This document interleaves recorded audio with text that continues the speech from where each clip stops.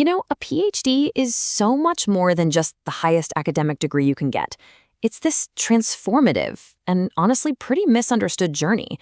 So today, we're going to cut through all the myths. We'll get real about what it actually takes to succeed, drawing from the hard-won experience of those who have completed the marathon. So, are you thinking about a PhD? I bet you've wondered, is it just more school?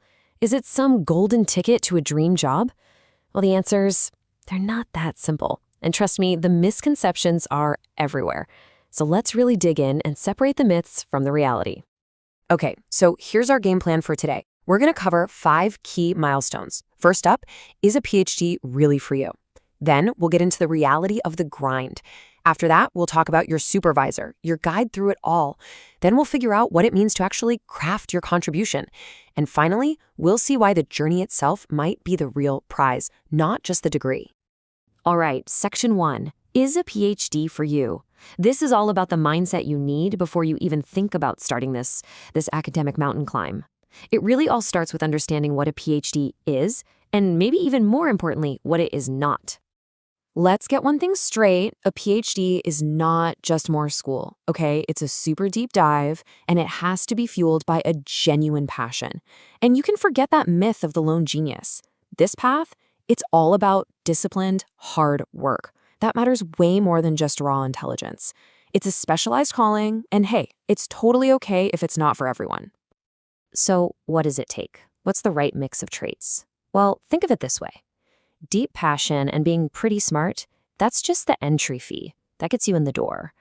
The real currency of a PhD, the thing that's going to get you through, is resilience. It's that grit, that discipline to keep going after you fail, again and again. And it's having this deep down conviction that no matter what, you are going to finish this thing. Okay, so let's say you've got the mindset. What does the day-to-day actually look like? Well, this brings us to the reality of the grind. And let me tell you, it is not your typical 9 to 5. Let's just talk numbers for a second. We're talking 40 to 60 plus hours a week. And that's not the exception. That's the norm. That's your baseline. And that's before you hit those crunch times, when a big deadline is staring you down or you're right on the edge of a breakthrough. This thing is a marathon, for sure, and it demands a huge, sustained commitment of your time and your energy. And that level of commitment, it's going to take an emotional toll. There's just no way around it. You have to be prepared for countless hours of work that just lead to nothing. The frustration of hitting a dead end. And the loneliness. That can be a big one when you're so hyper-focused on one thing. Acknowledging these mental health challenges and actually preparing for them is absolutely 100% essential. And this right here, this is completely non-negotiable. Self-care is not a luxury, it's not an indulgence, it is a core part of your research strategy.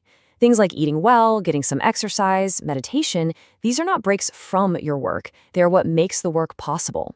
Seriously, think of it like essential maintenance for your most important tool, your own mind and body. Okay, but you're not navigating this whole thing alone.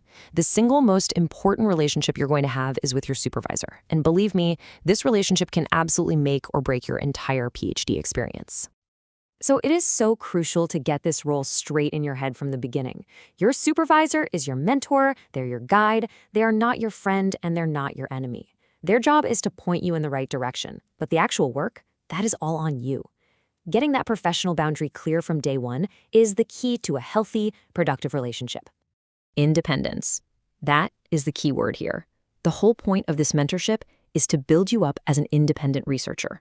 As time goes on, the balance of who's providing the ideas, it shifts from them to you. And what's the end game? The end game is that you become the world's leading expert on your tiny, specific topic. You'll actually know more about it than your supervisor does. That's the goal. And what if that relationship just isn't working? Don't try to force it. The advice here is pretty blunt, but it's so important. Changing supervisors is way, way better than struggling through a bad academic partnership. As the saying goes here, a divorce is more fruitful than a troubled marriage.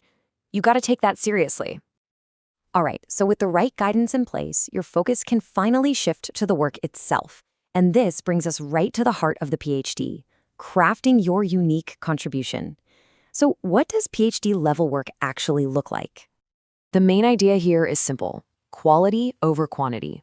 Your goal is not to churn out time papers where you just tweaked a few parameters. No way. It's about delivering, say, 4 solid, significant papers that each have a truly novel contribution. And listen, this isn't just like stringing 4 master's theses together.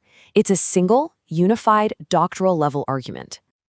So that first year, it's all about building a solid foundation. You start out really broad, and then you just read. You read everything. That's how you start to narrow down your topic. And all that reading lets you spot the gaps in what's already out there. Those gaps, that's where your research objectives come from. The idea is, by the time you hit year 2, you're not just working hard anymore. You're working smart on a problem you've clearly defined. And this question right here should become your mantra. You need to be asking yourself this constantly. What is the novelty and contribution of my work? Keeping that question front and center in your mind, that's what separates okay work from a real, honest-to-goodness doctoral contribution. It's basically your compass for the whole journey. Ultimately making that contribution, it changes who you are. And that brings us to our last and maybe our most important point. A PhD is really about the journey of transformation, not just about the piece of paper you get at the end. Think about it like this. A PhD is not a checklist of tasks to get through. It is a journey of your own intellectual and philosophical growth. The whole process is designed to fundamentally change the way you think.